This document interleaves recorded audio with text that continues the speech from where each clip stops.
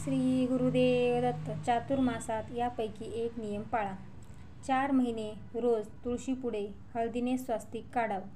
4 महिने रोज पिढीवर दुधाने अभिषेक करावा.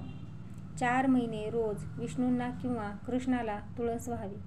चातुर्मासात प्रत्येक महिन्याच्या 1 मंगळवारी किंवा शुक्रवारी 1 सवाष्ण तुरीची ओटी भरावी. 4 महिने ब्रह्ममुहूर्तावर उठावे. सूर्याला अर्घ्य द्यावे. 4 महिने शक्य असल्यास तुळशीपुढे तुपाचा दिवा लावावा. 4 महिने मुख्य दरवाजात चिकटलेली लक्ष्मीची पावले असली तरी रोज रांगोळी पावले काढून हळद कुंकू व्हावे. दिवे लावणीच्या वेळी कोणी अत्यावर त्याला दूध, साखर, चहा द्यावा. 4 महिने प्रत्येक बुधवारी 1 गरीब विद्यार्थ्यास ला वही पेन द्यावी. 4 महिने जवळच्या परिसरात असलेल्या मंदिरात रोज किंवा आठवड्यातून एकदा तुपाचा दिवा लावून प्रसाद द्यावा.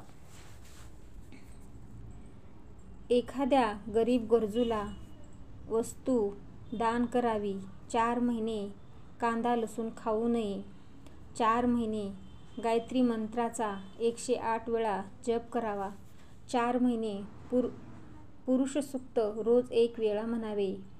4 महिने 1 वेळा ओम नमो भगवते वासुदेवाय या मंत्राचा 1 माळ जप करावा.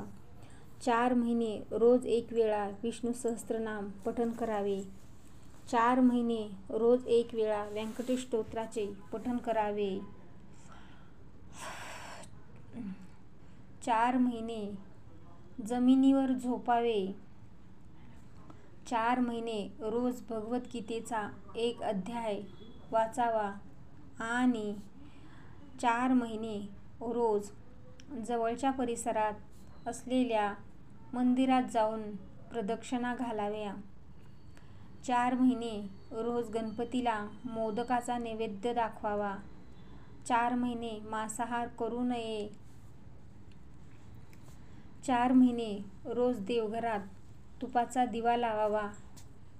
4 महिने रोज शिवपिंडीवर पांढरे फूल व बेलपत्र व्हावे. 4 महिने आपल्या आवडीच्या एखाद्या वस्तूचा किंवा पदार्थाचा त्याग करावा. उदाहरणार्थ चहा, कॉफी किंवा इतर पदार्थ.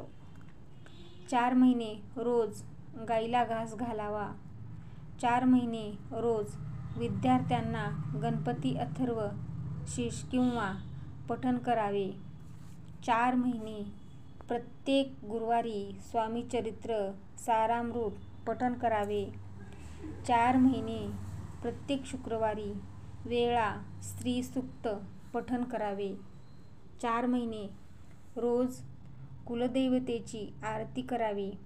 चातुर्मासातील साधना ही जीवनाच्या पूर्ण विकासासाठी आहे. फक्त 4 महिने चांगले वागणे, बाकीचे महिने कसेही वागावे असा याचा अर्थ नाही.